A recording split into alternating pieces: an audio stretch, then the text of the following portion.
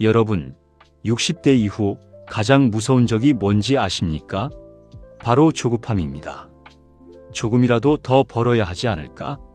남들은 수익 많이 났다는데 이런 마음 때문에 무리하게 투자했다가 평생 모은 노후 자금까지 흔들리는 경우를 정말 많이 봅니다.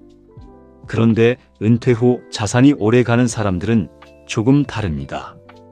돈을 빨리 불리는 사람보다 돈이 흔들리지 않게 구조를 만드는 사람들이 훨씬 안정적으로 살아갑니다. 오늘은 단순히 예금하세요 같은 뻔한 이야기가 아닙니다. 원금을 최대한 지키면서도 마음 편하게 자산을 관리하는 현실적인 방법 TOP3을 알려드리겠습니다. 첫 번째는 돈을 한 통장에 넣지 않는 겁니다. 많은 분들이 생활비도, 비상금도, 투자금도 전부 한 곳에 모아둡니다. 그런데 이렇게 하면 갑자기 큰 돈이 필요할 때 문제가 생깁니다. 투자해둔 돈까지 급하게 깨야 하는 상황이 오는 겁니다. 실제로 어떤 분은 주식형 상품에 돈을 넣어뒀는데 시장이 크게 떨어졌을 때 병원비가 필요해졌다고 합니다. 결국 손해를 본 상태로 급하게 돈을 빼게 됐고 그 뒤로는 투자 자체가 너무 불안해졌다고 하시더라고요. 그래서 노후에는 돈을 층층이 나눠두는 방식이 중요합니다. 최소 1년 정도 생활비는 언제든 바로 쓸 수 있는 통장에 따로 두는 겁니다. 파킹 통장이나 CMA처럼 쉽게 꺼낼 수 있는 곳이면 좋습니다. 이 돈은 수익보다 안전이 목적입니다.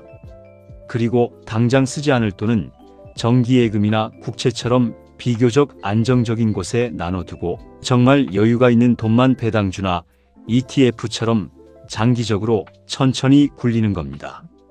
이렇게 층을 나눠두면 시장이 흔들려도 내 생활 자체는 흔들리지 않습니다.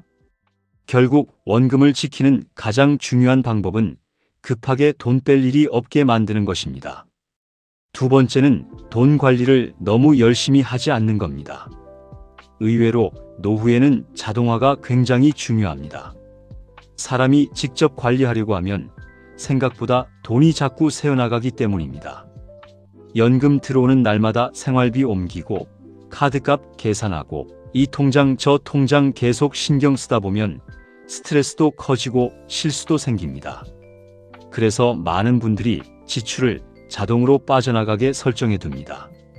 전기세나 관리비, 보험료처럼 매달 나가는 돈은 자동이체로 묶어두는 겁니다. 그리고 병원비나 비상금 통장은 체크카드를 아예 만들지 않는 것도 좋은 방법입니다. 카드가 연결되어 있지 않으면 괜히 쓰게 되는 돈이 정말 줄어듭니다.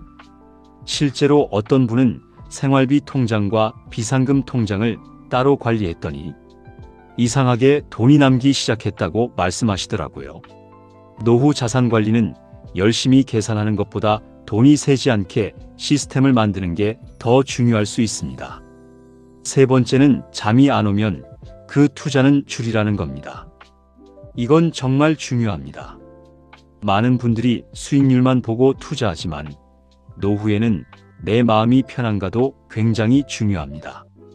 주가가 떨어질 때마다 계속 뉴스 보고 계좌 확인하고 잠까지 설치게 된다면 그건 내 상황에 맞지 않는 투자일 가능성이 큽니다.